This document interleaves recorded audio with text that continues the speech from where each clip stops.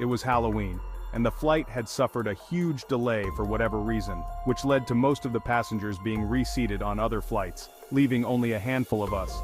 And by us, I mean those unlucky enough not to have been reseated or unable to afford a hotel, stuck at the airport.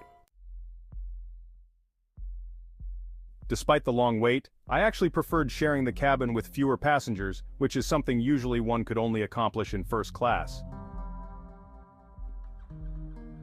I enjoyed the luxury of being able to choose my seat once I boarded the flight.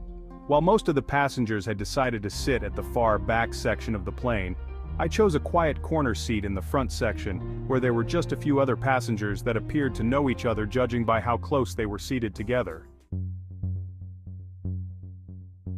The flight was originally intended to take place during the day, but the delay had resulted in an overnight flight. Not a big deal, but I did miss seeing the awesome view from outside the window, which eventually led me to focus my attention to the interior of the cabin. Despite the fact that most planes often appear larger on the inside, the enclosed space always made me feel a little uncomfortable, and usually resulted in a persistent need for a distraction such as reading a book or listening to music. I was about to pull out my phone when I was suddenly approached by the flight attendant asking me if I wouldn't mind sitting with the other passengers. Albeit confused, I agreed to the unusual request, since I was traveling fairly light and I figured there must have been a good reason for it, although I did regret asking why when I had the chance. And after changing seats and settling in, the entire cabin plunged into an eerie silence. I probably wouldn't have thought that much of it, had it not been for the conversations between the other passengers that had quickly faded into frightened whispers of shock and disbelief. Have you ever felt that strange sensation of the atmosphere around you instantly becoming heavy with sorrow and the thought of never being cheerful again? That's exactly what it felt like, and even more so as I looked to see what everyone was getting so upset about. I couldn't quite believe my eyes at first, and the notion of sharing a small cabin with a dead person for the remainder of the flight was extremely unsettling.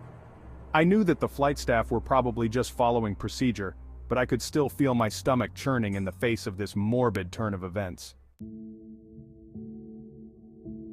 At that point, I decided to head on to the restroom. I eventually ended up just taking a breather and telling myself to get a grip. I wasn't the only passenger on the plane after all. After a few minutes of finally pulling myself together enough to try to get through the rest of the flight,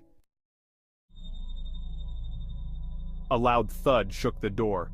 Suddenly the banging stopped, and all I could hear was my elevated breathing.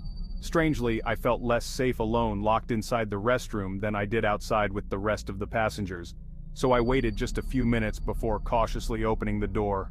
I couldn't see any sign of danger as I peered through the gap in the door and prepared to vacate the restroom. Just as I was about to discreetly return to my seat, the same flight attendant from before appeared out of nowhere, almost hitting me with a service trolley. It looked like she had just finished serving, and she had brought some fresh beverages to some of the passengers, and I remember thinking how strange it was that she appeared oblivious to the loud banging on the restroom door that had occurred just moments prior. She remained completely speechless, and there was something off about the way she looked at me. You know that weird stare you give someone when you suspect that they're onto you for whatever reason? I eventually broke eye contact and she continued down the aisle to serve drinks to the rest of the passengers. I quickly returned to my seat, having almost completely forgotten about the corpse that had been seated in the corner behind me, and I saw a little girl walking past me. I still can't believe I managed to walk right past it without even noticing. I guess I was still a little distracted by the fact that none of the other passengers appeared to have heard the loud banging on the door either. Perhaps it wasn't as loud as I remember, or maybe it was just a prank. It was Halloween after all.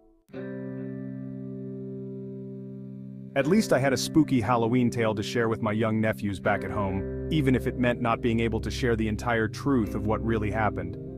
That might have happened on that flight, at least until now. Hey folks, thanks so much for watching. Please share, like, and subscribe if you enjoyed this video. I write, narrate, and animate all of the content on my channel, and your support is the only thing that really makes it possible. It's really tough, but I do try to publish new content every few weeks, so please smash that notification button so you don't miss out on any new releases from my channel.